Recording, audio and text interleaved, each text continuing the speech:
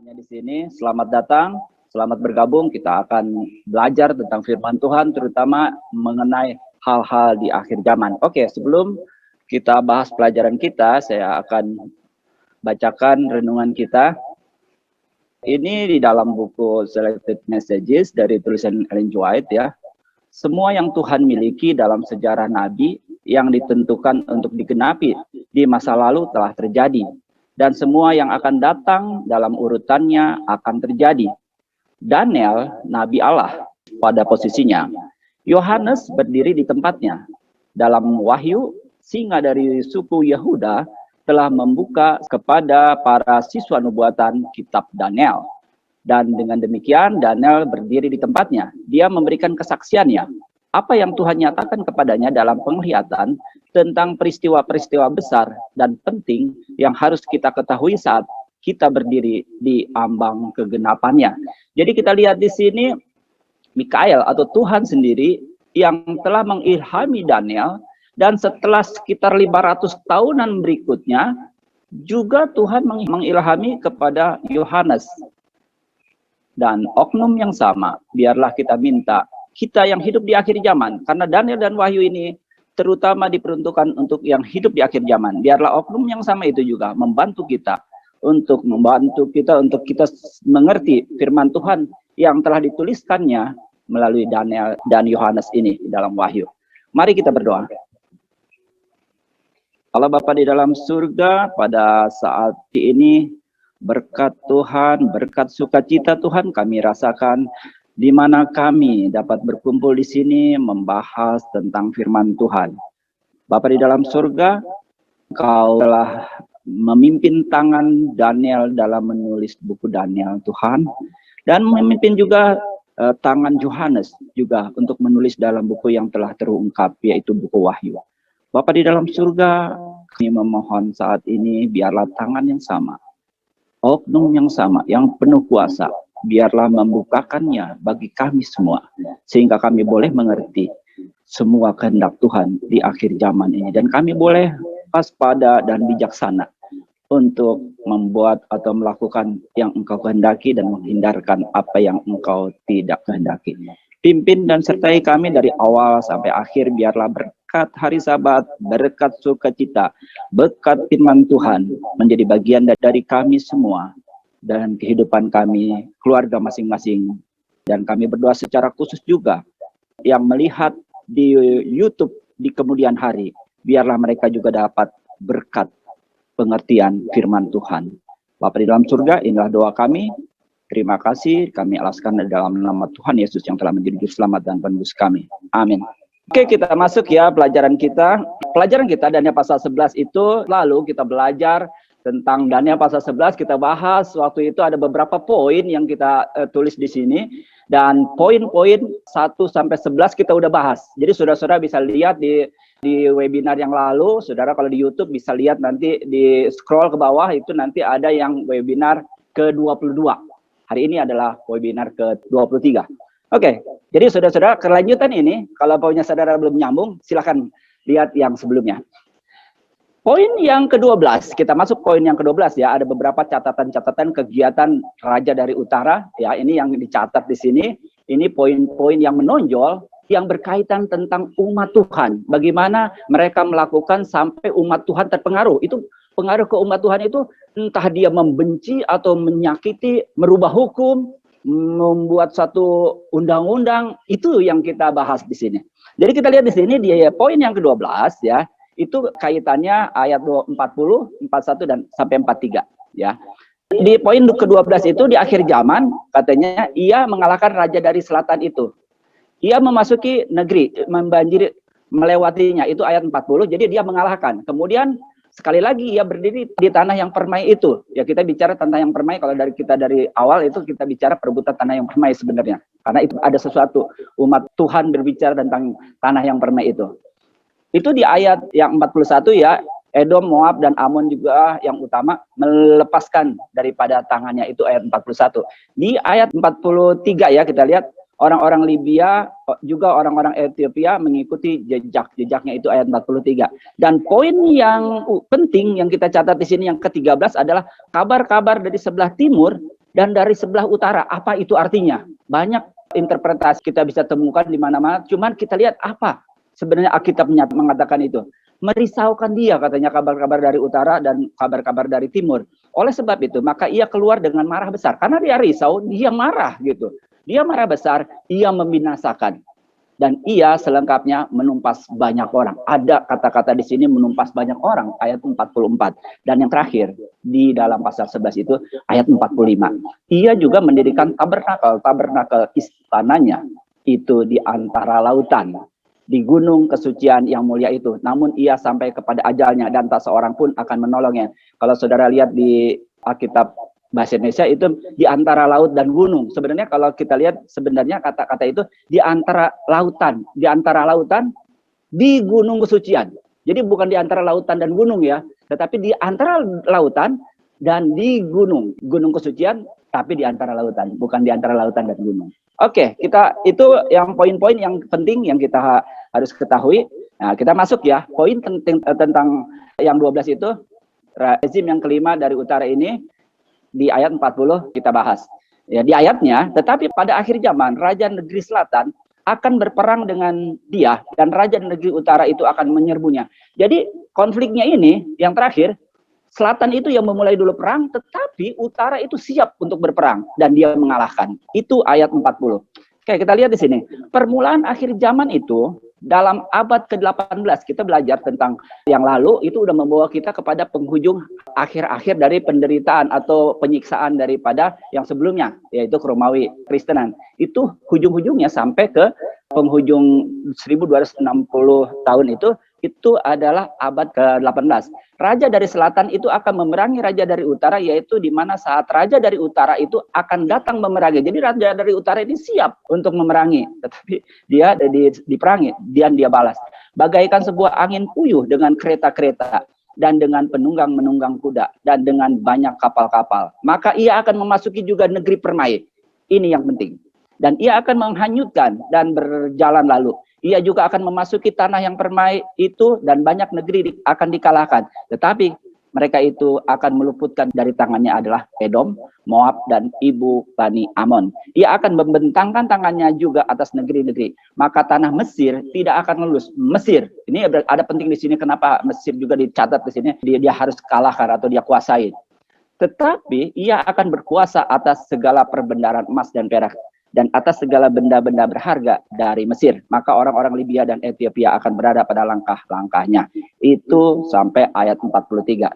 Jadi kita lihat di sini, yang perlu bagi kita adalah kapankah akhir zaman itu dan siapakah raja dari utara dan siapa raja dari selatan yang dimaksud di sini? Hanya ada satu jawaban ya kalau kita lihat dari sejarah, yaitu sementara Kekaisaran Ottoman telah menyusut sejak 1669 Masehi sampai 1929 Masehi, kerajaan Inggris telah berkembang dan saat ini menguasai Mesir dan Palestina. Oleh karena itu, hari ini Turki adalah raja dari selatan dan Inggris Raya atau Britania Raya raja dari utara. Dan menurut konflik kenabian ini, akhir zaman dimulai pada abad ke-18. Jadi kita lihat di sini sudah dapat ya abad ke-18.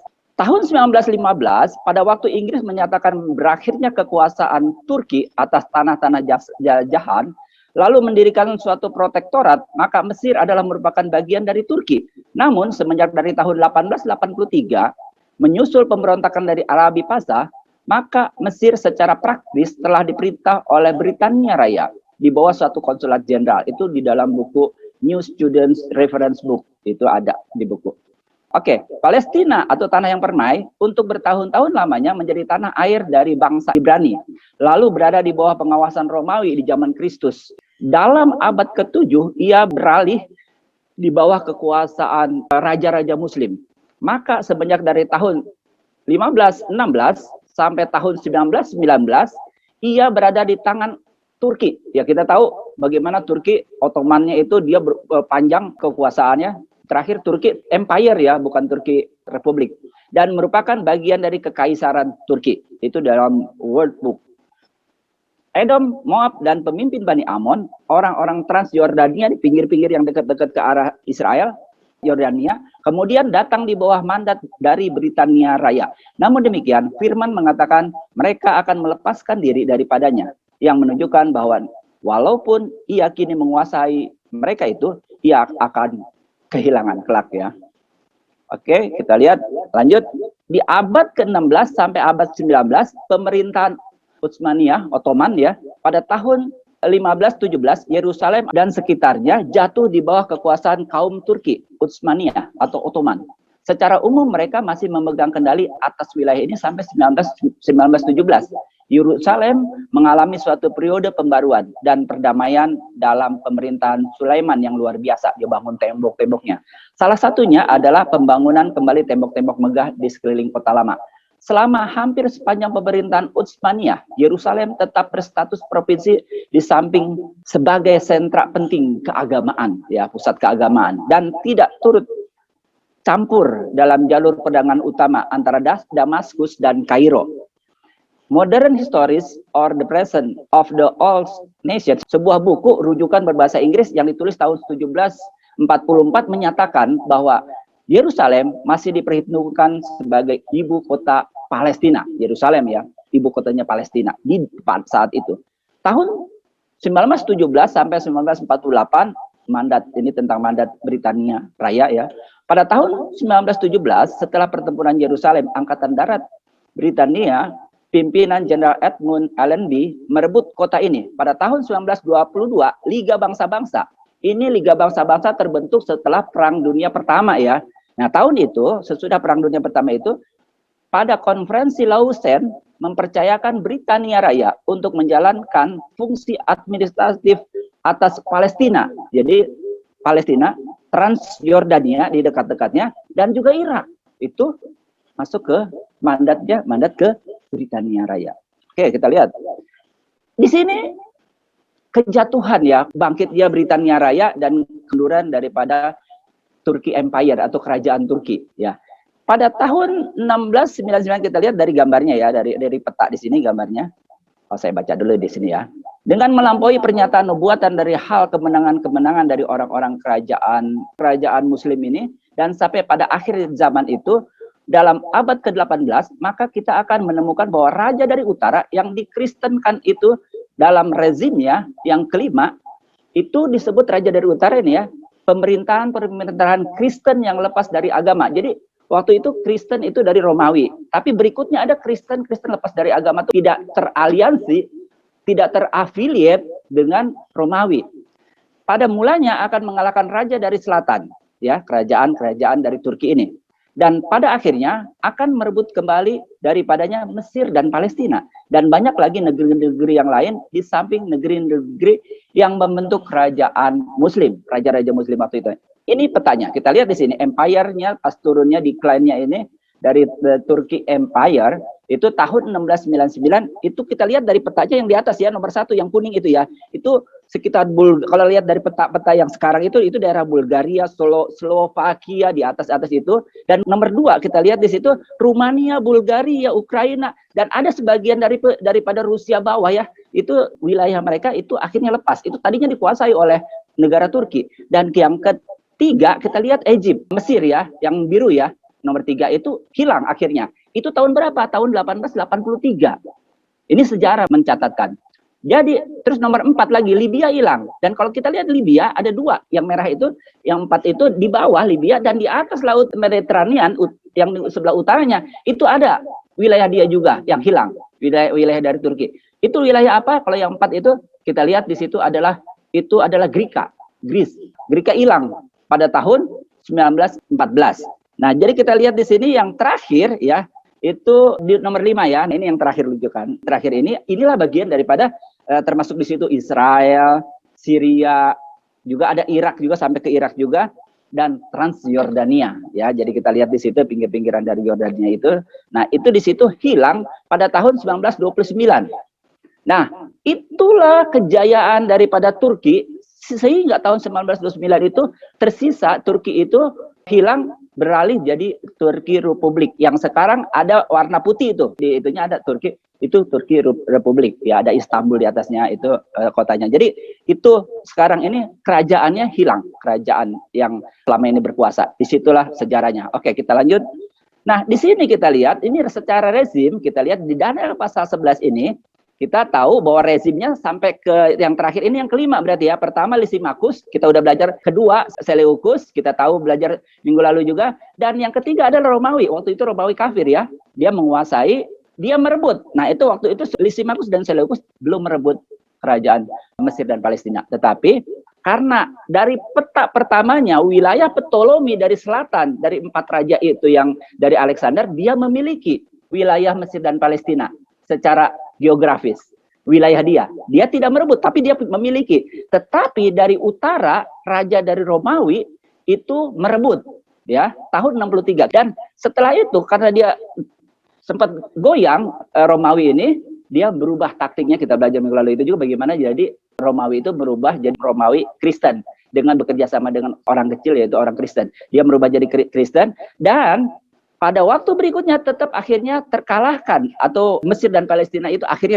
berhasil direbut lagi oleh kerajaan-kerajaan yang berbasis kerajaan-kerajaan Muslim. Jadi kita lihat di sini tahun 633 resmi dia ambil itu penguasaan Mesir dan Palestina.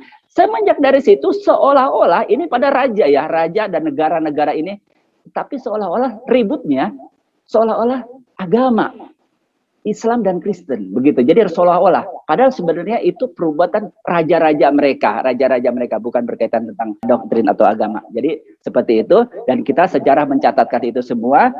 Tetapi kita lihat di sini, ini panjang ya periodenya panjang, kejayaan dari Ottoman itu, Turki terakhir, kerajaan terakhir panjang. Sampai penghujung akhir zaman, Alkitab mencatatkan ayat 40-41 tadi adalah akhirnya kehilangan. Itulah sejarahnya kehilangan di akhirnya. Orang-orang atau negara-negara yang basisnya Kristen, yang lepas daripada Romawi, itulah yang menguasai. Itulah Britania Raya disebut di sini tulisnya. Sebenarnya ini berkaitan tentang negara-negara Kristen. Oke, kita lanjut. Di ayat 44 kita lihat menyatakan perang tetapi bukan melawan raja dari selatan. Kita lihat di ayatnya, tetapi kabar-kabar dari sebelah timur dan dari sebelah utara akan merisaukan dia. Sebab itu ia akan keluar dengan marah besar, hendak membinasakan dan membunuh banyak orang. Di sini diprediksi atau dinubuatkan nanti ada perang, gitu ya, bukan melawan selatan, tetapi dia akan banyak membunuh. Ini apa artinya? Oke, kita lihat. Kerisauan yang terakhir raja itu bukannya timbul dari penyerangan raja dari selatan terhadapnya, melainkan dari kabar-kabar sebelah timur dan dari sebelah utara, menunjukkan bahwa ia telah terseret dalam peperangan yang terakhir ini untuk mencari kemenangan atau supremasi, bukan karena seseorang menyatakan melawannya, melainkan karena ia sendiri menyatakan perang melawan orang, sebab kabar-kabar dari sebelah timur dan sebelah utara yang telah merisaukan dia. Jadi kita lihat di sini, jika benar kegiatan-kegiatan dari Jerman yang agresif waktu itu pada sebelah utara dari Laut Tengah, dan Jepang pada sebelah timurnya dari Laut Tengah juga, merupakan kabar-kabar yang telah membawa Inggris ke dalam peperangan melawan banyak bangsa. Dan tidak ada keraguan-raguan akan hal ini, maka perang dunia kedua ini akan membawa kepada kita kepada kegenapan dari pasal 44 ini. Jadi kita lihat di sini, perang ini yang diramalkan di sini adalah yang tergenapi adalah perang dunia kedua. Oke, kita lihat di sini sejarahnya bagaimana. Ketika Hitler, ya, Adolf Hitler, seorang politis Jerman dan ketua partai Nazi kelahiran Austria, jadi dia punya partai Nazi, politikus, ia menjabat sebagai kanselir Jerman sejak tahun 1933 dan sampai 45, dan diktator Jerman Nazi mulai tahun 34 sampai 45. Hitler menjadi tokoh utama Jerman Nazi perang dunia kedua. Jadi dialah tokoh utama, dialah pencetus perang di Eropa. Dan Holocaust itu penyiksaan terhadap orang-orang Yahudi ya, bukan hanya orang Yahudi yang dibunuh waktu itu, orang-orang homoseks, orang-orang cacat, orang banyak, sampai korbannya mencapai 17 jutaan orang. Ini bagian daripada kabar-kabar dari utara yang mengganggu, bikin orang mau perang. Oke. Lanjut yang selanjutnya dari timur bagaimana? Pearl Harbor itu jadi pengeboman waktu itu, serangan dadakan yang diadakan oleh Jepang ke Amerika ya, di sini pangkalan laut Pearl Harbor di Hawaii pada tanggal 7 Desember 41. Serangan inilah yang memicu keterlibatan Amerika Serikat secara langsung di dalam Perang Dunia Kedua. Jadi ayat 44 itu berbicara tentang banyak yang dibunuh itu adalah Perang Dunia Kedua. Dalam perang khusus ini, raja dari utara pergi untuk menghancurkan banyak orang karena berita tidak menyenangkan dari luar, timur, dan dari utara sampai di telinganya. Oleh karena itu Raja Selatan tidak terlibat di dalamnya. Jadi Raja Utara ini perang bukan karena Raja Selatan. Sejak Hitler dan Rusia, kekuatan utara memulai Perang Dunia Kedua di Polandia, kemudian Jepang, kekuatan timur bergabung, dan karena Turki, Raja Selatan menghindarinya, sangat jelas bahwa perang Daniel pasal 11 ayat 44 adalah Perang Dunia Kedua, di mana kabar yang disebutkan di sini menyeret Inggris, Raja dari Utara. Oleh karena itu, Perang Dunia Kedua secara positif adalah perang yang diprediksi di ayat 44 dan 45, perang terakhir dari Daniel pasal 11. Oke, kita lihat di sini selanjutnya terlebih lagi fakta bahwa hanya ayat 45 sejauh ini telah terpenuhi. Raja belum berakhir. Adalah bukti positif bahwa Perang Dunia Kedua belum selesai. Kita tahu semua, perang dingin, masuk ke perang dingin kan waktu itu. Rusia juga terlibat bagaimana dengan Amerika. Nah, cuman ini kita masuk perang dingin, artinya belum berakhir. Bahwa tidak ada lagi perdamaian sekarang dan tidak ada saling menguntungkan kesepakatan antara bangsa-bangsa meskipun perang seharusnya telah berhenti sejak hilangnya Hitler. Hitler udah hilang, komunis juga hilang juga kekuatannya, tetapi perang belum berakhir. Pernyataan dia akan berakhir dan tidak ada yang akan membantunya menyiratkan bahwa seseorang telah membantunya dan dunia tahu bahwa raja dari utara itu tidak akan berdaya lagi. Oleh karena itu, kita menemukan diri kita hidup di ayat 44 dan 45. 45 belum tergenapi. Di antara itulah kita hidup. Daniel pasal 11. Perang Dunia Kedua meletus pada akhir zaman tahun 1939 sampai 1945. Kita juga tahu bahwa bagaimana keterlibatan Jepang juga pernah waktu itu ingin menguasai kita di Indonesia, tetapi adanya sekutu atau Amerika membom di Jepang, akhirnya Jepang itu menyerah tanpa syarat. Jadi kita lihat ini perang dunia belum berhenti sampai adanya ayat 45. Jadi kita masuk sekarang di ayat 45 ya, tindakan yang terakhir dari ayat 45 dari Raja Utara itu, maka ia akan mendirikan tabernakel istananya di antara laut-laut di gunung kesucian yang mulia itu. Jadi di antara laut, dia bikin tabernakelnya di gunung kesucian. Namun ia akan sampai kepada ajalnya dan tak seorang pun akan membantunya. Itu ayat 45. Satu-satunya bagian dari Daniel pasal 11 yang belum digenapi adalah ayat terakhir dari pasal ini, yaitu ayat 45. Dan karena nubuatan-nubuat ini dibuat untuk dipahami hanya ketika mereka sedang digenapi atau setelah digenapi, ayat 45 tidak sejelas yang kita inginkan. Jadi kalau kita mau lebih jelas agak berat. Akibatnya mengenai tempat tabernakel dan tujuannya juga mengenai apakah kekuatan Kristen lain untuk mewarisi gelar dari Raja Utara sebelum ayat 45 digenapi, hanya waktu itu sendiri yang akan secara positif menggambarkan seluruh kebenaran. Jadi kita harus lihat terus perkembangan zaman, pergerakannya. Karena hal-hal ini tinggal itu yang kita tunggu. Berarti kita harus lihat daripada poin-poin yang lain, daripada nubuatan-nubuatan yang lain. Kita lihat. Nah, hal yang membuat semuanya menjadi jelas adalah fakta bahwa berdirinya Raja dari Utara berikutnya ini sampai pada ajalnya, sementara semua orang melihat dan mendengarkan, tetapi tidak ada yang bisa membantunya. Jadi ada satu peristiwa, tidak ada yang bisa membantu Raja dari Utara itu. Kenapa sampai tidak ada yang bisa membantu? Kita akan tahu ke depan. Oke, kita lihat di sini, nyatalah dengan sendirinya bahwa pendirian tabernakel istananya itu tidak mungkin berarti pendirian ibu kotanya. Jadi kita lihat di sini, itu adalah bagian kemah atau yang sementara atau embassy-nya di sana. Itu bukan ibu kotanya, tetapi bagian perwakilan. Dan pilihannya untuk mendirikan tabernakel itu di Gunung Kesucian yang mulia itu menunjukkan bahwa tempat itu dimaksudkan untuk menggabungkan kepada tabernakelnya kesucian Allah orang Kristen. Oleh menanamkan tabernakel istananya dengan kesucian yang sedemikian ini, dapat berarti bahwa ia itu menampung markas besar dari pemerintahan dunia kerohanian yang segera akan datang. Jadi kalau kita lihat ngomong tabernakel, itu adalah yang berkaitan tentang kesucian. Karena tabernakel itu tempat atau wakil kesucian atau dogma yang supremasi gitu. kesucian.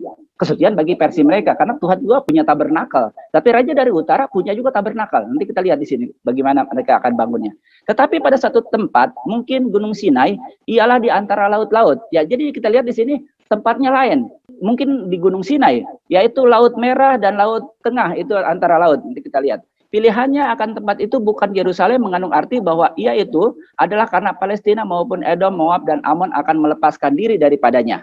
Sebutan yang mengatakan ia akan sampai pada ajalnya dan tak seorang pun akan membantunya menunjukkan bahwa sebelumnya ia telah dibantu dan oleh sesuatu kuasa yang lain, dan bahwa ia tidak akan berlangsung lama sesudah itu. Jadi setelah dia taruh tabernakelnya, tidak akan berlangsung lama, akan sampai kepada akhirnya Raja dari Utara itu. Jadi kita lihat di sini, siapa penguasa terakhir akhir zaman menurut Alkitab. Jadi kita sekarang nih udah sampai simpan di situ dulu ya. Ciri-cirinya kita dari utara itu dia di ayat 45 sampai pada akhirnya. Sekarang kita cari, kita gali di dalam Alkitab siapa sebenarnya penguasa akhir zaman. Kita lihat di dalam buku What the Little Flock, itu tulisan dari pustaka Roh Nubuat atau pustaka Ellen G. White. Nah, di situ ini bukunya ya, di kanan gambarnya. Nah, ini tulisannya. Halaman 8, paragraf yang keempat. Mikael berdiri pada saat kuasa terakhir dari kuasa dalam Daniel pasal 11. Kuasa yang terakhir dari Daniel pasal 11 siapa? Ayat 44. Ketika Mikael berdiri, kita lihat Mikael berdiri itu kan Daniel pasal 12 ayat 1. Merupakan kelanjutan daripada Daniel pasal 11 ayat 45 yang terakhir. Jadi Mikael ini, kita bicara Mikael berdiri pada saat kuasa terakhir dari Daniel pasal 11 atau ayat 44 menemui ajalnya dan tak ada seorang pun yang menolongnya. Itu yang tadi kita bicarakan. Kuasa ini adalah, saudara perhatikan di sini, saya akan pelan-pelan di sini supaya saudara bisa menyimak. Kuasa ini adalah yang terakhir yang menginjak gereja Allah yang benar. Jadi saudara-saudara, kita lihat nih, kuasa ini, kuasa Daniel pasal 11 ayat 45, kuasa ini adalah yang terakhir yang menginjak gereja Allah yang benar. Ada gereja Allah yang tidak benar, ada gereja Allah yang benar. Gereja Allah yang benar ini diinjak-injak. Dan karena gereja yang benar masih diinjak-injak dan diusir dari semua agama Kristen, maka kuasa penindas terakhir belum berakhir dan Mikael belum berdiri. Kuasa terakhir yang menginjak-injak orang kudus ini. Perhatikan lagi, poin yang berikutnya lagi nih. Kuasa yang terakhir yang menginjak-injak orang kudus ini diperlihatkan. Nah, ini kita lihat renungan tadi adalah Daniel dan Wahyu ya. Ada pengungkapan 500 tahun setelah Daniel menulis, Yohanes menulis Wahyu. Di dalam Wahyu, betul ya. Orang-orang kudus ini diperlihatkan, jadi menginjak-injak orang kudus. Kuasa yang menginjak orang kudus ini diperlihatkan dalam Wahyu pasal 13. Ingat, bukan ayat 1 sampai 10, tapi pasal 13 ayat 11 sampai 18. Siapa di situ? Ditulis di sini di dalam buku What the Little Flock. Itu adalah jumlahnya adalah 666. Itu halaman 8 paragraf 4. Jadi kuasa yang terakhir, kuasa Daniel pasal 11 ayat 45 sama dengan kuasa dari Wahyu pasal 13 ayat 11 sampai 18. Yaitu yang merusak umat Tuhan, yang menyiksa umat Tuhan, yang menginjak-injak orang kudus. Nah, kita lihat. Kita pernah tahu ya, kita belajar 2 minggu lalu, ada injak-injak orang kudus, yaitu zamannya Romawi kekristenan. Romawi kekristenan waktu itu ada waktunya kan, 1 masa, 2 masa, dan setengah masa, ya 1260 tahun. Itulah waktunya dia menginjak-injak. Tidak diinjak-injak lagi ketika apa? Tentara Martir dari Prancis akhirnya menangkap Paus tahun 1798. Selesai. Tapi kuasa terakhir ini akan menginjak-injak lagi. Nah, ini ya lucu ya, ini kita penting sekali. Nah, sekarang kita lihat di sini. Jadi di dalam Wahyu pasal 13 ayat 11 sampai 12 dilihat, kita lebih jelas di sini. Kuasa yang ditunjukkan oleh binatang yang bertanduk 2, ya kan? Binatang bertanduk 2 di dalam Wahyu pasal 13 ini. Akan memperkenalkan dirinya bersama-sama dengan nabi palsu. Ada nabi palsu di situ. Ada nabi palsu karena bersama-sama mereka akan dicampakkan hidup-hidup ke dalam suatu lautan api. Mereka, Wahyu pasal 13 ayat 11 sampai 18, mereka membuat tanda mujizat yang palsu, membuat nginjak-nginjak umat Tuhan dengan pemaksaan hari Minggu.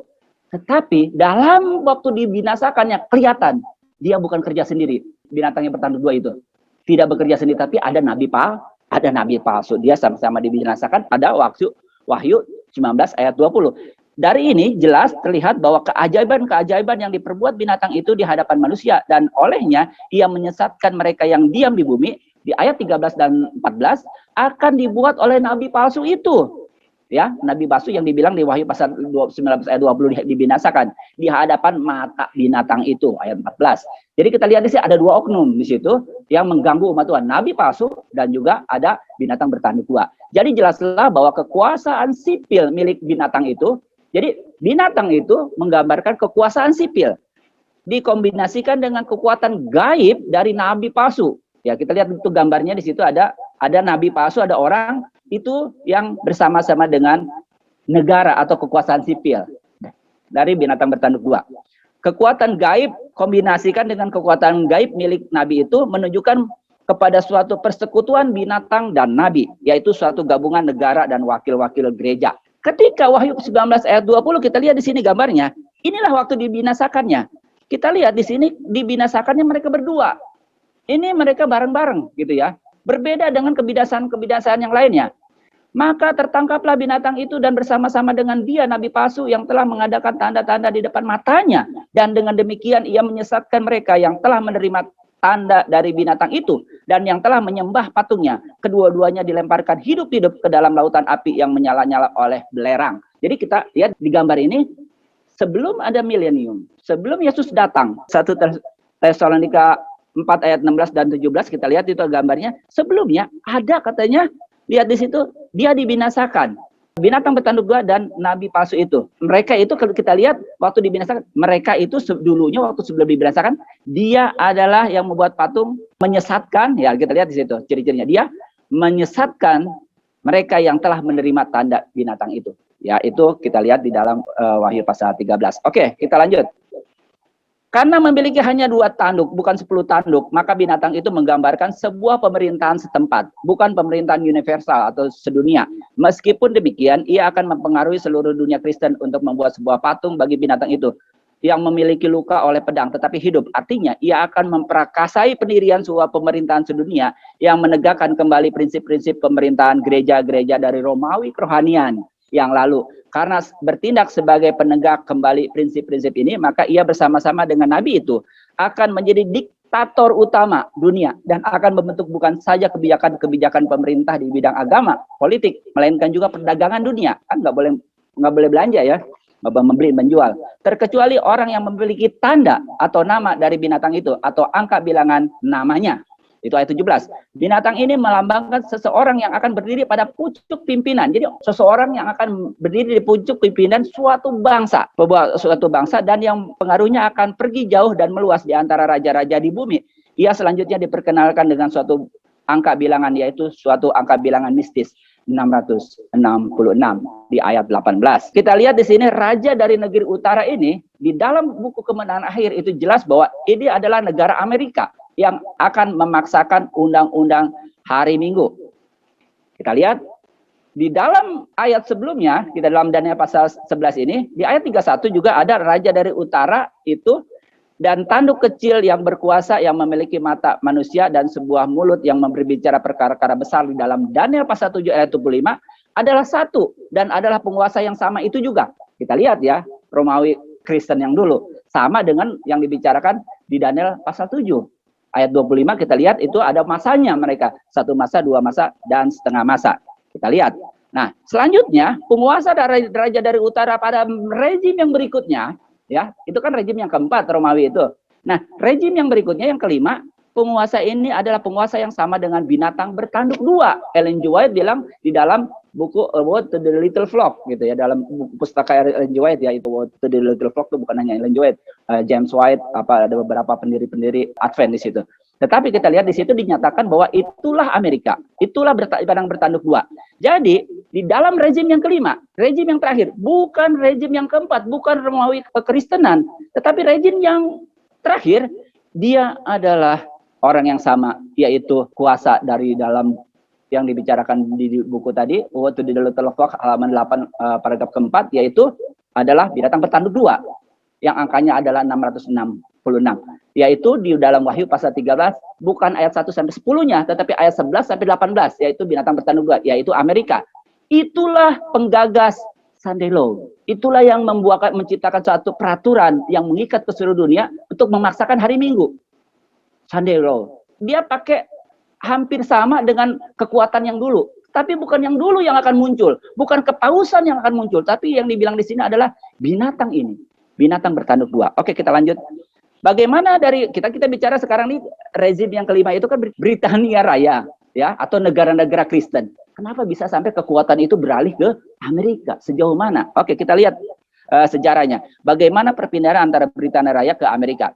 Revolusi Amerika Serikat adalah revolusi kolonial yang terjadi pada tahun 1765 sampai 1783. Patriot Amerika 13 koloni mengalahkan Britania Raya dalam perang revolusi. Ini perangnya perang revolusi ya. Ini koloni kan sebenarnya Amerika waktu itu. 1775 sampai 1785 dengan bantuan Perancis meraih kemerdekaan Britania Raya dari Britania Raya dan mendirikan Amerika Serikat. Parlemen Inggris mengadakan otoritas atas koloni-koloni ini dengan menetapkan pajak baru yang dianggap inkonstitusional dan oleh orang Amerika karena mereka tidak terwakili di parlemen. Konflik yang memanas berujung pada perang penuh yang dimulai April 1775. Setelah melalui revolusi Amerika, koloni-koloni menyatakan kemerdekaan dari kerajaan Britania Raya. Dan pada tanggal 4 Juli 1776 dan mendirikan Amerika Serikat. Itulah hari kemerdekaan Amerika, 4 Juli 1776. Jadi kita lihat, itu mulai Amerika muncul, dan kita lihat di sini. Amerika Serikat menjadi kekuatan industri yang unggul pada awal abad ke-20. Akibat ledakan jumlah wirausahawan di utara dan kedatangan jutaan pekerja imigran serta petani dari Eropa. Jaringan rel kereta nasional diselesaikan dan pertambangan serta pabrik berskala besar mengindustrialisasi kawasan timur, laut, dan barat tengah. Kalau saudara-saudara baca di buku Kemenangan Akhir, bagaimana munculnya Amerika itu benua baru dan bagaimana berkembang orang-orang Eropa yang tertindas, pemaksaan apa-apa tertindas di sana, mereka hengkang semua. Imigran banyak masuk ke Amerika dan mereka berkembang bebas di sana. Nggak ada tertekan, mereka berkembang. Makanya dunia Kristen pun termasuk Advent berkembangnya di Amerika. Dan itulah benua yang baru muncul dan akhirnya mendominasi. Kalau kita lihat lanjutnya.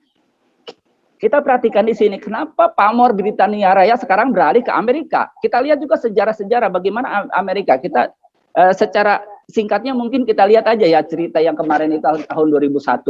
Kenapa Taliban, Osama bin Laden sakit hati, tidak suka dengan kehebatan Amerika. Dan dia nyatakan, kami bisa hancurkan. Dan tahun 2001, kita tahu peristiwa 11 September tahun 2001 adalah negara-negara yang nggak suka, yang mungkin dibilang di sini Muslim pun Muslim yang radikal ya.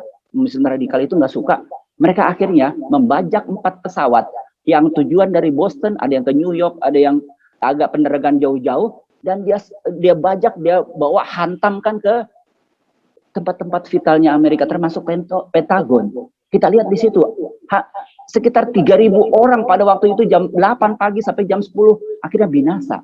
Dan menara kembar yang kita lihat di situ, dan Ellen G. White juga menubuatkan bangunan-bangunan Ellen G. White di dalam buku Last Day Event, katanya ada bangunan-bangunan yang kokoh, yang tahan apapun, guncangan apapun. Katanya akan meleleh. Kita lihat di sini, inilah bangunan yang setelah dibom, 1 jam setelah itu bangunan setinggi setengah kilo ke atas itu meleleh, langsung hancur ke bawah. Konstruksinya hancur. Itu kita lihat, ngeri juga emang lihat di situ. Nah, ini jadi kita lihat di sini banyak konsentrasinya bencinya ke Amerika, pasungan-pasungan Muslim yang radikal ini. Ya, Taliban waktu itu akhirnya 10 tahun setelah itu tahun 2011 akhirnya pada pemerintahan Barack Obama waktu itu akhirnya Osama bin Laden tertangkaplah, akhirnya mati dan Taliban waktu itu tidak berkuasa lagi, habis di Afghanistan. Cuman kemarin tahun 2001 bulan lalu ya, Agustus, Taliban akhirnya menguasai lagi Afghanistan. Pemerintahan yang setempat yang berkuasa akhirnya hengkang. Kita lihat di sini Amerika ini sepak terjangnya sekarang ini. Sekarang kita lihat yang terakhir, ayat 45. Maka ia akan mendirikan tabernakel istananya di antara laut dan di gunung kesucian yang mulia itu. Namun ia akan sampai kepada ajalnya. Di sini ayat poin yang terakhir kita lihat di sini. itu bisa diartikan memiliki cabang istananya di sana, namun jika ia akan mendirikan tabernakelnya di sana, sementara Mikael berdiri, maka satu-satunya tempat selain tanah suci yang kita ketahui adalah di Gunung Sinai, antara Laut Tengah dan Laut Selatan. Jadi gini, katanya di sini dia berdiri, mendirikan tabernakelnya di sana ketika Mikael itu berdiri. Mikael, Tuhan datang di mana? Kita akan lihat nanti di Sion, ya. Sion adalah Yerusalem. Ya, tidak mungkin dia di Yerusalem karena ada Tuhan di sana. Makanya dia harus cari tempat yang lain. Makanya di ayat ini dia, padahal secara terakhir dia memiliki atau menguasai Yerusalem, Mesir dan Palestina. Tetapi dia tidak bisa mendirikan di sana, dia harus di tempat lain, yaitu di Gunung Sinai. Dibilang katanya gunung yang suci. Kita tahu Gunung Sinai itu di mana Musa mendapatkan ada api di sana ketika Tuhan hadir, dan bagaimana loh batu itu di sana. Itu di Gunung Sinai, di antara dua laut, Laut Mediterranean dan Laut Merah. Kita lihat nanti ke depan posisinya. Nah, kita lihat di sini ada hal kontradiktif ya. Utara ya, kita lihat di sini utara akan keluar dari tanah yang mulia karena dia memiliki ya. Tadi kita lihat dia menguasai Mesir dan Palestina. Akan keluar dari Palestina dan mendirikan tabernakelnya bukan di situ, tetapi di gunung yang mulia. Ya, bukan di tanah yang permai, ya, bukan di tanah yang permai, tapi di gunung yang mulia. Saudara, di Alkitab gunung yang mulia itu adalah Sinai, akan berbeda dengan tanah yang permai. Sementara kitab suci lain menunjukkan bahwa Tuhan adalah untuk kembali. Jadi kontradiktif. Raja dari utara keluar dari Palestina, dia perginya ke gunung yang mulia, tetapi Tuhan ada janji di Zakaria 1 ayat 16, 2 ayat 10 sampai 13 dan 8 ayat 3, dibilang katanya Tuhan adalah untuk kembali ke tanah yang mulia dan menanamkan tabernakelnya di Sion, gunung suci. Jadi karena kedua tabernakel itu tidak dapat berada di tempat yang sama, nggak mungkin sama-sama di Yerusalem, dan karena tabernakel Tuhan akan berada di Yerusalem, maka jelaslah gunung suci yang mulia, yang mana raja dari utara itu menanamkannya, pasti ada di tempat lain. Ya, kita berhenti dulu di situ ya, tentang raja dari utara. Kita melihat apa yang Tuhan lakukan. Tuhan mendirikan kerajaan di bumi seperti di surga. Nah, ini kita lihat. Di dalam Daniel pasal 2, kita belajar tentang bagaimana kerajaan-kerajaan yang akan datang setelah zamannya Nebukadnezar kan. Di gambaran ini mimpinya Nebukadnezar, tapi diterjemahkan oleh Daniel. Dan yang paling penting bagi kita adalah di ayat 44 dan 45, di situ dijelaskan bahwa katanya apa? Pada zaman raja-raja, ya, artinya raja-raja sedang ada, bukan zamannya Tuhan, zamannya raja-raja masih ada bercokol, ya. Raja-raja itu artinya sekarang itu bisa dibilang ada presiden, ada raja apa raja, ada presiden, kebanyakan sekarang presiden kan. Pada zaman presiden ada, itu kalau kita zaman sekarang, Allah semesta langit akan mendirikan suatu kerajaan yang tidak akan binasa sampai selama-lamanya, dan kekuasaan tidak akan beralih lagi kepada bangsa lain, dan kerajaan itu akan meremukkan segala kerajaan dan menghabisinya. Tetapi kerajaan itu sendiri akan tetap untuk selama-lamanya. Tepat seperti Tuhan kulihat bahwa tanpa perbuatan tangan manusia. Kita lihat di gambar. Tanpa perbuatan tangan manusia, sebuah batu terungkit lepas dari gunung. Kita lihat, dari gunung batu itu, gunung kita tahu itu adalah sidang ya. Batu itu keluar dari gunung, katanya tanpa bantuan tangan manusia, dan merebuhkan besi, tembaga, tanah liat, perak, dan emas itu. Jadi patung itu hancur semua. Allah yang maha besar telah memberitahukan kepada Tuanku Raja, dan apa yang terjadi di kemudian hari. Mimpi itu adalah benar, dan maknanya dapat dipercaya. Kalau saudara nggak percaya, berarti bukan di bagian dari sini. Maknanya dapat dipercaya katanya. Ini Tuhan Allah ketika presiden masih ada akan mendirikan kerajaan. Oke, kita lanjut. Demikianlah firman Tuhan Allah Israel bunyinya. Suratkanlah olehmu semua firman yang telah kukatakan kepadamu itu di dalam sebuah kitab. Karena sesungguhnya hari-hari itu akan datang kelak. Demikian firman Tuhan bahwa aku akan menghantarkan kembali tawanan umatku Israel dan Yehuda. Demikianlah firman Tuhan. Dan aku akan membuat mereka itu kembali ke negeri yang sudah kukaruniakan kepada nenek moyang mereka. Maka mereka akan memilikinya. Itu Yeremia 30 ayat 2 dan 3. Saudara bisa selidiki itu semua. Bahwa janji Tuhan terhadap umatnya akan satu saat dikembalikan, dihantarkan kembali ke tanah nenek moyangnya. Oke, kita lihat. Karena sebab Sion ya. Karena sebab Sion tiada aku hendak berdiam diri. Dan karena sebab Yerusalem tiada aku hendak berhenti beristirahat. Sampai kebenarannya terbit seperti cahaya terang, dan keselamatan seperti lampu yang bernyala. Maka segala orang kafir akan menyaksikan kebenaranmu, dan segala raja akan kemuliaanmu. Maka kamu akan dipanggil sebuah nama yang baru, yang akan ditentukan oleh mulut Tuhan sendiri. Engkaulah juga yang akan menjadi sebuah mahkota kemuliaan di dalam tangan Tuhan dan sebuah tengkuluk kerajaan di dalam tangan Allahmu. Yesaya 62 ayat 1 sampai 3 kita lihat di sini. Ya, jadi kita lihat di sini karena Sion Tuhan Allah tidak berdiam diri, dan karena Yerusalem Tuhan tidak beristirahat karena ada janji Tuhan kepada umat Tuhan. Di dalam Yesaya pasal 2 ayat 1 sampai 3 kita lihat ayat satunya ya. Inilah wahyu yang kelihatan kepada Yesaya bin Amos akan hal Yehuda dan Yerusalem. Maka akan jadi kelak di dalam hari-hari terakhir. Saudara perlu catat di sini, saya akan pelan-pelan. Di hari-hari terakhir, akhir zaman, bahwa gunung Ka'bah Tuhan akan diperdirikan di atas puncak segala gunung. Gunung Ka'bah Tuhan. Kita tahu gunung Ka'bah Tuhan itu umatnya atau sidangnya akan ditinggikan dari segala gunung dan akan ditinggikan di atas segala bukit. Maka segala bangsa akan berkerumun kepadanya. Nah, kita lihat di sini. Di sini terlihat. Ini bukan di surga, saudara. Ini di dunia, karena segala bangsa kafir akan datang. Segala bangsa kafir, masih ada bangsa kafir akan datang. Maka banyak orang akan pergi mengatakan, ya 3 kita lihat, marilah kita naik ke gunung Tuhan, ke rumah Allah Yakub, maka ia akan mengajarkan kepada kita segala jalannya. Maka kita akan berjalan di dalam segala lorongnya, karena di dalam Sion juga akan terbit hukum dan firman Tuhan dari dalam Yerusalem. Kita lihat di sini. Sion, dari dalam Sion akan terbit pelajaran, kita orang-orang yang kafir, orang-orang di luar akan masuk belajar di sana. Kita lihat gunung Sion ini ya, di dalam Wahyu pasal 14, kita lihat di sini Wahyu 14 ayat 1, dan aku melihat sesungguhnya anak domba berdiri di gunung Sion dan bersama-sama dengan dia 144.000 orang, dan di dalam dahi mereka tertulis namanya dan nama bapaknya. Saudara-saudara, kenapa sih Raja dari Utara tadi nggak bisa, walaupun dia udah kuasai Yerusalem ini sampai sekarang?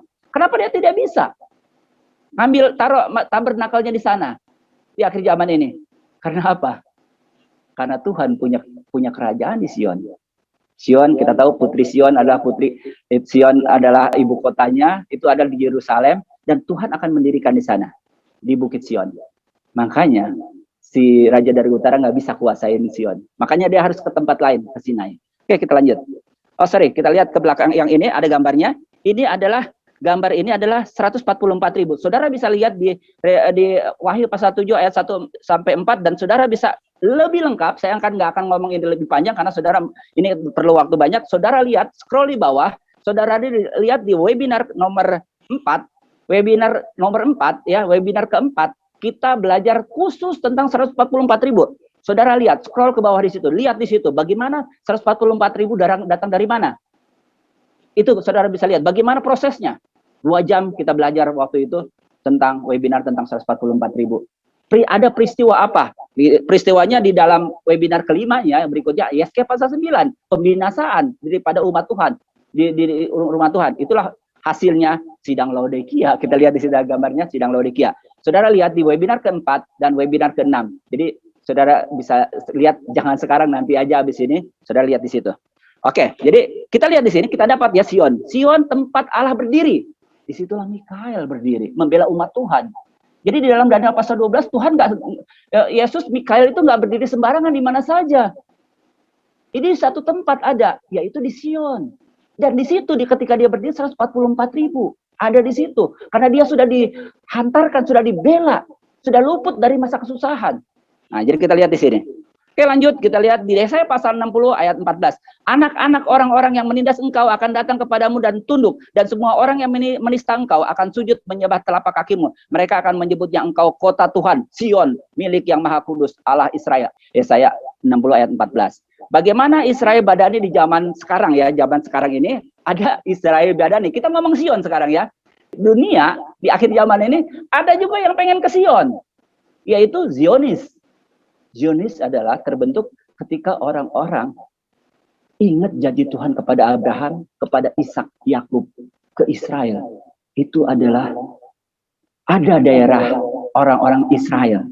Makanya Zionis, kaum-kaum Zionis, dia bawa semua orang-orang Yahudi, diajak untuk pulang kembali setelah adanya diaspora atau penyerakan orang Israel. Mereka akhirnya pengen kembali ke Israel, ke Yerusalem. Dan hasil daripada Zionis adalah Israel. Negara terbentuk Israel, negara Israel. Isinya adalah mereka kembali. Dan dengan acara apa? Aneksasi, merebut Yang dulunya diakui, tadi kita belajar ya, itu kita diakui itu tanahnya Palestina. Makanya sampai sekarang Palestina nggak suka. Kenapa orang Israel ngerebut tanah kami? Gitu. Padahal Israel bilang di Alkitab itu adalah tanah kami, janji kepada dari Abraham. Oke, kita lihat di sini, Zionis adalah gerakan nasional Yahudi internasional yang menghasilkan negara Israel di wilayah Palestina. Gerakan Zionis muncul di Eropa Tengah dan Timur dan pada akhir abad ke-19 dan menyerukan kepada orang-orang Yahudi untuk bermigrasi ke tanah Palestina dengan dalih bahwa itu adalah tanah para ayah dan nenek dan kakek nenek Israel yang merdeka. Jadi negara Israel itu akhirnya merdeka, dia punya wilayah tanggal 14 Mei 1948. 3 tahun setelah kita merdeka, Indonesia merdeka, itu akhirnya dia juga punya wilayah orang Israel itu, Zionis itu, yaitu tanah Israel. Bergabung dengan PBB, 1 tahun setelah itu dia bergabung dengan PBB. Sejak awal abad ke-19 dikenal dengan kawasan Armenia, Kristen, Yahudi, dan Muslim, Kota Lama menjadi sebuah situs warisan. Nah, jadi kita lihat Zionisme atau tentang perebutan Yerusalem ini, dari dulu emang sudah menjadi hal yang suci bagi orang Kristen, bagi orang Muslim, dan bagi orang Yahudi. Itu daerah suci. Karena mereka sama-sama Abraham leluhurnya. Sama-sama punya aliran yang sama. Punya janji dari Abraham. Kita sebagai orang Kristen, kita terikat janji dengan Abraham. Orang Yahudi juga. Orang-orang Muslim juga punya ikatan janji. Itu adalah daerah mereka. Itu sama-sama ya, 3 ini ya. Dan Kota Lama menjadi sebuah situs warisan dunia tahun 1981 tentang Yerusalem ini. Yerusalem itu termasuk dalam situs warisan dunia dan termasuk daftar situs warisan dunia yang berbahaya karena banyak yang nyerang ya. Kalau kita sejarah mencatatkan dia berapa kali dihancurkan dan berapa kali direbut, perebutan itu kita lihat di situ, itu makanya dibilang berbahaya. Warisan dunia tapi itu tahun 1981. Lalu kita lihat di sini saat ini status Yerusalem telah menjadi satu isu pokok dalam konflik Israel dan Palestina. Selama Perang Arab-Israel 1948, Yerusalem Barat termasuk dalam salah satu daerah yang direbut dan kemudian dianeksasi oleh Israel. Sedangkan Yerusalem Timur termasuk Kota Lama disebut dan kemudian dianeksasi oleh Yordania. Ya sempat ya di tahun itu cuman baru sebagian, Yordania yang lainnya. Israel merebut Yerusalem Timur dari Yordania pada Perang 6 hari, itu tahun 1967, itu sejarah mencatatkan, dan setelah itu menganeksasi ke dalam Yerusalem bersama dengan tambahan wilayah di sekitarnya. Dan kita lihat di sini, Kedutaan Besar Amerika Serikat telah resmi dibuka 14 Mei 2018 ya kemarin di Yerusalem. 2018 ya, ketika Donald Trump presidennya. Ada embasinya di sana. Tetapi itu bukan ada kaitannya tentang tabernakel ya. Ingat ya, tabernakel kita lihat di Sinai bukan di sini. Ketika tabernakel dari Raja dari Utara berdiri, ada Mikael di situ. Gitu, ada Zion. Jadi perlawanannya ada Zion, ada juga Sinai. Nah, kita lanjut lebih seru ini. Bagaimana kegiatan di luar kerajaan? Oke. Jadi kita lihat di luar daripada Yerusalem bagaimana? Kita lihat di sini. Belum berakhir pintu kasihan ya. Pintu kasihan masih terbuka karena kita lihat tadi apa? Ada bangsa-bangsa akan datang, saling mengajak, mari kita masuk ke Gunung Sion. Artinya, pintu kasihan belum tertutup. Tetapi 144.000 sudah ada. Ingat gitu, 144.000 sudah ada. Kerajaan Tuhan sudah ada. Yesus sudah berdiri di Gunung Sion. Nah, kita lihat di sini. Firman menunjukkan bahwa kerajaan itu diperdirikan sebelum, bukan pada permulaan masa 1000 tahun. Karena pada hari itu, pada hari kerajaan itu diperdirikan dan perdamaian berkuasa, akar dari Isai, tongkat dari cabang itu akan berdiri bagaikan suatu alamat bagi umat itu atau kerajaan itu. Demikianlah kata Yesaya kepadanya, segala orang kafir akan bertanya-tanya, akan saling mengajak. Yesaya pasal 11 ayat 10, dan karena sesudah berakhirnya masa kasihan, pintu-pintu kerajaan itu akan ditutup dari semua, dan maka oleh karenanya tanda alamat itu didirikan sebelum masa kasihan berakhir ya. Pasti pintu kasihan masih terbuka, itu berarti masih ada pintu kasihan ya. Kalau orang masih saling ngajak ya, berarti masih ada keselamatan. Satu-satunya kesempatan agar supaya segala orang kafir dapat memiliki kesempatan untuk bertobat kepada Tuhan dan kepada kerajaan itu. Jadi orang kafir ada kesempatan untuk bertobat pada waktu itu. Yesaya pasal 11 kita lihat di sini, maka akan jadi kelak pada hari itu, demikian firman Tuhan nubuatan dalam hubungan ini, bahwa Tuhan akan kembali mengangkat tangannya pada kedua kalinya untuk mendapatkan kembali umatnya yang lagi tinggal. Jadi keselamatan yang untuk orang yang lain. Yang lagi tinggal di Assyria, di Mesir, dan di Patros, di Kus, Elam, Shinar, dan dari Hamat, dari pulau-pulau yang di laut. Maka ia akan menegakkan suatu tanda alamat bagi bangsa-bangsa, dan akan dihimpunnya segala orang Israel yang sudah terhalau itu, dan mengumpulkan bersama-sama orang Yehuda yang tercerai-berai itu dari seluruh 4 penjuru bumi. Dan akan jadi kelak pada hari itu bahwa Tuhan akan mengirik mulai dari saluran sungai itu sampai ke Mesir. Maka kamu akan menghimpunkan satu demi satu, hai Bani Israel. Kita lihat Yesaya 66 ayat 19-20, kita lihat di sini ada keselamatan setelah ada penghukuman ya. Aku akan menaruh tanda di tengah-tengah mereka dan mengutus dari antara mereka orang-orang yang terluput. Terluput ini selamat dari penghukuman Tuhan kepada bangsa-bangsa, yaitu ke Tarsis, Pul, Lut, ke Mesek, ke Ros, ke Tubal, Yaman, ke pulau-pulau yang jauh, yang belum pernah mendengar kabar tentang aku, dan yang belum pernah melihat kemuliaanku, supaya mereka memberitakan kemuliaanku di antara bangsa-bangsa. Mereka itu akan membawa semua saudaramu dari segala bangsa sebagai korban untuk Tuhan. Di atas kuda dan kereta, dan di atas usungan, di atas bagal, unta betina yang cepat, ke atas gunungku yang kudus, ke Yerusalem. Firman Tuhan, sama seperti orang Israel membawa korban dalam wadah yang tahir ke dalam rumah Tuhan. Rumah Tuhan ini waktu itu tahir. Ada penginjilan luar biasa ke semua ke pulau-pulau yang belum pernah mendengar nama Tuhan. Sebuah rombongan besar. Ini hasilnya ya. Kita lihat di sini di dalam Wahyu pasal 7 ayat 9, itu kelanjutan dari Wahyu pasal 7 ayat 1 sampai 8 tadi. Ada rombongan besar yang tidak dapat dihitung banyak, yang merupakan hasil dari penginjilan ke seluruh bumi dengan kuasa, dengan roh hujan akhir. Jadi saudara-saudara yang tadi udah terluput dikasih tanda akan pergi dengan kuasa dan mujizat ke seluruh dunia, hasilnya adalah rombongan besar. Nah, kita lihat hamba-hamba Allah dengan ini, kita lihat di kemenangan akhir. Saudara bisa baca di kemenangan akhir ini. Ya, saudara bisa di kemenangan akhir ini. Ini halaman bahasa Indonesia halaman 531. Hamba-hamba Allah dengan wajah yang diterangi dan bersinar dengan pengabdian kudus akan mempercepat penyiaran pekabaran dari surga itu dari tempat ke tempat yang lain, dari satu tempat ke tempat yang lain. Melalui ribuan suara, amaran itu akan disampaikan ke seluruh dunia. Ellen G. White waktu itu menulis tentang orang-orang yang diutus ini ribuan. Tapi kalau kita lihat belajar berikutnya 144.000. Nggak salah sih, ribuan juga, 144.000. Jadi kita lihat ini 144.000 akan pergi ke seluruh dunia. Mujizat akan diadakan. Orang sakit akan disembuhkan. Dan tanda-tanda ajaib akan menyertai orang-orang percaya. Nah, kita lihat sampai di situ. Orang-orang ribuan atau 144.000 itu akan pergi ke seluruh dunia dengan membawakan penginjilan ke seluruh dunia kepada orang-orang yang belum pernah mendengar nama Tuhan.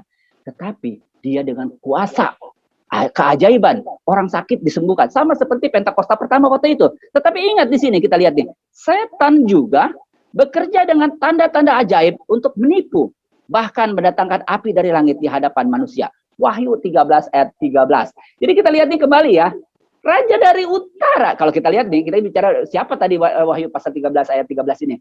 1 sampai 18 adalah Raja dari Utara. Jadi kita lihat di sini ketika 144.000 mengabarkan ke seluruh dunia dengan mujizat, setan juga, raja dari utara juga, rezim yang kelima akan menipu umat Tuhan. Dia juga akan mendatangkan api dari langit katanya. Demikianlah penduduk bumi harus menentukan kedudukan mereka. Di dalam 531 kemenangan akhir ini, penduduk bumi harus memilih dua. Mau ikut 144.000 atau mau ikut Sadelo. 144.000 cuma satu yang diserukan. Bukan nubuatan-nubuatan kayak kita bicara di sini lagi. Tetapi cuma satu yang diserukan adalah hari Sabat. Sementara di pihak lain, rezim kelima daripada Daniel pasal 11 ini, atau Raja dari Utara, dia serukannya apa? Hari Minggu. Dua kekuatan itu, Sabat dan Minggu. Jadi kita lihat ini, hari Sabat akan merupakan ujian terbesar kesetiaan. Karena itulah pokok kebenaran yang utama dipertentangkan. Bila mana ujian terakhir dilakukan di atas manusia, maka garis pemisah akan ditarik antara mereka yang melayani Allah dan yang tidak melayaninya. Sementara pemeliharaan Sabat palsu yang sesuai dengan hukum negara yang bertentangan dengan hukum yang keempat adalah suatu pengakuan kesetiaan kepada kuasa yang bertentangan dengan Allah. Maka pemeliharaan hari Sabat yang benar dalam penurunan hukum Allah adalah suatu bukti kesetiaan kepada pencipta. Sementara satu golongan oleh menerima satu penurutan kepada kuasa-kuasa duniawi menerima tanda binatang itu. Maka yang satu golongan yang memilih tanda kesetiaan kepada kekuasaan ini akan menerima meterai Allah. Umat Tuhan akan menerima meterai Allah. Tetapi umat yang bukan umat Tuhan akan memenita meterai hari Minggu. Tanda di dahi, tanda di tangan. Nah, itu dua golongan ini. Saudara baca yang saya baca tadi itu di halaman 525 di buku yang sama dalam bahasa Indonesianya. Itu seperti itu. Ada dua golongan. Saudara, kita lihat di sini, ini gambarnya ya. Saudara bisa kembali lihat dari gambarnya di sini. Ada dua tabernakel. Kita kembali ya tabernakel tadi. Ada dua tabernakel yang saling bertentangan. Terlalu kencang ya? Oh, kecepatan. Ada dua tabernakel yang saling bertentangan. Masing-masing mempunyai pengaruh dan pengikutnya. Jadi kita lihat dari sini ya, di buku kemenangan akhir ini, ada dua golongan, masing-masing punya pengikutnya, dan pengaruh, yang satu memaksakan ya, ada dekret hukuman mati waktu itu, dari rezim yang kelima dari Raja dari Utara itu. Nah kita lihat di sini, Raja dari Utara, binatang bertanduk dua, adalah sahabat palsu, itulah supremasinya, di Gunung Sinai, kita lihat tuh, gambarnya yang di kiri, Gunung Sinai di kiri, kita lihat di antara dua laut, di atas itu Mediterranean, di bawah itu Laut Merah. Kita lihat di antara dua laut, dan inilah posisi Gunung Sinai, gunung kesucian zaman Musa. Makanya di sini kita kembali ya, kenapa harus diperebutkan Mesir dan Palestina? Karena saat nanti di akhir zaman, kekuasaan Raja dari Utara adalah di Sinai. Sinai termasuk bukit kesucian zaman dulu, zaman Musa. Nah ini kenapa harus dikaitkan perebutan Mesir dan Palestina, karena ini adalah tabernakel dia. Nah kita lihat di sini di antara laut, lihat di sini Raja dari Utara, undang-undangnya supremasinya adalah hari Minggu, dia memaksakan pemaksaan sandelo, pemaksaan hari Minggu, dan di kanan adalah 144.000 yang tadi Mikael berdiri di Gunung Sion atau Wahyu 14 ayat 1. Yesus berdiri sama-sama dengan 144.000. Itu adalah di Bukit Sion, bukan di Sinai. Dan supremasinya adalah hari Sabat. Kerajaannya adalah kerajaan damai. Nah, kita lihat di situ. Itulah pusat penginjilan. Pada waktu itu 144.000 itu menginjil ke seluruh dunia. Tetapi Raja dari Utara itu menentang dengan pemaksaan hari Minggu. Oke, kita lanjut. Sekarang kita lihat di sini ada janji Tuhan yang bisa diklaim sama 3 kekuatan agama di dunia ini ya, agama besar ya. Apa janji Tuhan? Kita lihat di sini janjinya. Mazmur 105 ayat 8 sampai 11. Ia ingat untuk selama-lamanya akan perjanjiannya, firman yang diperintahkannya kepada 1000 angkatan, yang diikatnya dengan Abraham dan akan sumpahnya kepada Ishak. Diadakannya hal itu menjadi ketetapan bagi Yakub, menjadi perjanjian kekal bagi Israel. Firman-Nya, kepadamu akan kuberikan tanah Kanaan sebagai milik pusakanya yang ditentukan bagimu. Ini bukan main-main ya. Ditetap janji kepada 1000 angkatan, dijanji kepada katanya Abraham, tanah Kanaan. Kanaan itu apa? Kanaan itu Yerusalem gitu. Yang sekarang diperebutkan sampai sekarang, itulah tanah Kanaan. Janji ini ditetapkan kepada Abraham, sumpah lagi ke Ishak, lalu kita lihat ke Yakub dan ke Israel. Nah, itu bukan main-main janjinya dan pasti akan digenapi. Bagaimana dengan keadaan di dalam Palestina? Kita lihat di sini. Di dalam Yesaya pasal 11, serigala pun akan tinggal bersama-sama dengan anak domba. Ada kerajaan damai. Di situ katanya manusia semua damai, tidak ada yang saling menyakiti. Serigala akan makan sumput bersama-sama dengan domba. Anak kecil akan masukkan tangannya ke lubang ular beludak. Tidak ada yang menyakiti. Tidak ada peperangan. Itulah di dalam kerajaan yang dijanjikan ini. Raja damai. Itulah di Zion, di Palestina. Ketika Tuhan datang ke sana untuk mendirikan kerajaannya yang pertama ya. Jadi kita lihat di sini Yesaya pasal 11, saudara bisa baca sendiri lebih lanjut. Aku akan membuat sebuah janji bagi mereka dengan segala binatang di padang. Saudara-saudara, ini adalah janji Tuhan tuh untuk semua orang, binatang-binatang juga tidak ada permusuhan. Kasihan loh binatang-binatang ikut melahirkan, menderita, susah melahirkan, padahal yang mereka tidak berdosa, yang berdosa manusia ada waktu itu, tapi mereka kena imbas. Katanya di dalam Hosea 2 ayat 18, katanya dengan segala unggas langit dan segala binatang melata di tanah, dan aku akan mematahkan panah dan pedang peperangan di bumi, dan aku akan membuat mereka berbaring dengan sentosa. Binatang-binatang pun sentosa. Di dalam Roma 8 ayat 19 20 sampai 23 juga dilihat di sini katanya. Oleh mengenal akan kenyataan ini, maka Rasul Paulus mengatakan, sebab dengan sangat rindu seluruh makhluk menantikan saat-saat anak-anak Allah dinyatakan.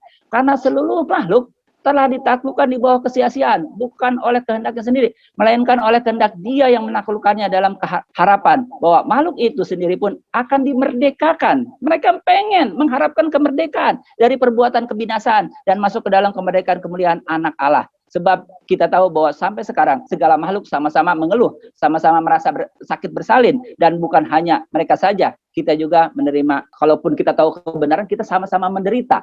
Jadi binatang pun sekarang mau terlepas. Banyak binatang sekarang cuma mau santapan orang doang untuk disembelih. Itu penderitaan binatang. Nanti akan ada masa kedamaian. Oke, kita lihat di sini. Inilah kesimpulan terakhir. Saudara-saudara, saya minta maaf kalau saya terlalu cepat ngomongnya. Oke, kita kembali kesimpulannya. Kesimpulan di dalam Daniel pasal 11. Kita lihat di sini Daniel pasal 11 ini dari awal sampai penghujungnya itu Daniel pasal 12 ayat 1. Mikael itu berdiri. Kita lihat ada dua kekuatan di sini yang bahaya, yang mengganggu umat Tuhan. Raja dari utara, raja selatan itu yang dicatat di sini banyak mengganggu umat Tuhan adalah raja dari utara. Yang pertama yang mengganggu itu karena ayat 15 dan 16 dia merebut Palestina dan Yerusalem dan Mesir itu, dia itu menjadi Romawi Kristen. Dia mengganggu umat Tuhan, merusak hukum, merusak Ka'bah, semua diganggu. Dan dia ada supremasi tentang hari Minggu waktu itu. Dan yang kedua, rezim yang kelima, kekuasaan yang merusak, yaitu rezim yang kelima itu binatang bertanduk gua. Yang terakhir, yang akan mati menemui ajalnya di Sion. Tetapi itu matinya ketika apa? Dengan nabi palsu itu akhirnya dibinasakan. Tetapi ini yang harus kita waspadai. Dua kekuatan ini yang sama-sama mengganggu umat Tuhan, menyiksa umat Tuhan. Akan terjadi yang kedua. Sekarang belum terjadi, saudara. Dan ini pasti akan terjadi. Nah, kita lihat di gambar ini, rezim yang kelima, yaitu Amerika, sang penggagas Sunday Law. Pemaksaan hari Minggu akan pasti terjadi. Jadi kita lihat di sini, walaupun dibilang ayat 40-45 itu Britania Raya, tetapi itu ada pemerintahan-pemerintahan Kristen yang di dalamnya termasuk Amerika ya. Jadi rezimnya termasuk di situ. Ya kita lihat di sini, sama seperti gambar tadi, di Sinai ada undang-undang hari Minggu, di Sion ada hari Sabat. Dan dia akan kumandangkan ke seluruh dunia. Ada keajaiban di sana. Tetapi saudara-saudara, kita tahu semua, bukan hanya orang Advent, semua dunia juga tidak akan percaya kalau Amerika menyerukan satu ancaman.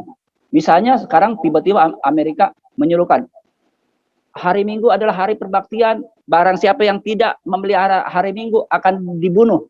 Orang tidak akan percaya karena sekarang peradaban makin lama makin bagus.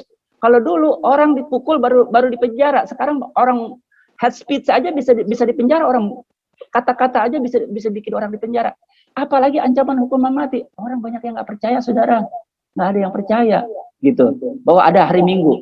Undangan itu ancaman dongeng, katanya. Supaya orang itu supaya bertobat, supaya kita ini lebih bagus sama Tuhan. Itu banyak orang nggak percaya. Tetapi dengan adanya 144.000 itu berkumpul, Mikael itu berdiri di Gunung Sion. Ada satu trigger di situ. Apa? Saudara bisa lihat nanti di webinar kelima tentang Yesaya pasal 9 ya. Yesaya pasal 9 akan terjadi di umat Tuhan, yaitu di orang Advent. Kita tahu umat Tuhan adalah orang Advent. Itulah Israel rohani di kita di akhir zaman. Orang Advent ada pembersihan. Dan hasilnya 144.000. Artinya pembersihan itu sementara orang-orang lain, orang-orang bukan Advent masih hidup, masih ada di umat Tuhan yang jumlah 20 jutaan sekarang lebih akan diadili oleh Tuhan, saudara-saudara. Ini yang harus kita persiapkan. Dan pengadilan itu yang tersaring 144.000 dan akan dikumpulkan di Gunung Sion. Dan Mikael akan berdiri di sana. Dan bagaimana Amerika akhirnya melihat banyak orang Advent yang binasa dengan Yesaya pasal 9 itu. Dan mereka disitulah tercetus. Dianggapnya orang Advent itu binasa karena tulah. Karena dia pedagang hari Sabat yang tidak benar. Makanya dia ciptakan undang-undang hari Minggu. Saudara pelajari itu. Ini adalah ungkapan di akhir zaman. Kita sama-sama terbeban untuk kita menyelidiki, saudara. Supaya kita bisa tahu, paham apa yang Tuhan maksudkan di dalam kerajaan ini. Supaya kita bisa berharap. Bukan hanya fata morgana untuk berharap Tuhan selamatkan. Tapi kita harus tahu. Karena tidak percuma Tuhan memimpin tangan Daniel untuk menuliskan ini semua. Raja dari utara, raja dari selatan. Dan diungkapkan 500 tahun setelah itu kepada Yohanes tentang ungkapan penguasa raja dari utara ini supaya kita bisa belajar, bisa melihat, dan kita bisa menghindari. Supaya benar kata-kata jiwa itu. Supaya kita berusaha dengan sekuat tenaga yang Tuhan berikan kepada kita untuk bisa tergolong menjadi salah satu dari 144.000. Selamat belajar. Kita akan belajar di kemudian hari juga tentang nubuatan yang lainnya. Terima kasih perhatian saudara-saudara semua. Kita akan belajar sama-sama. Terima kasih. Praise the Lord, praise the Lord, let the earth hear his voice. Praise the Lord, let the people rejoice. Oh, come to the Father through Jesus the Son.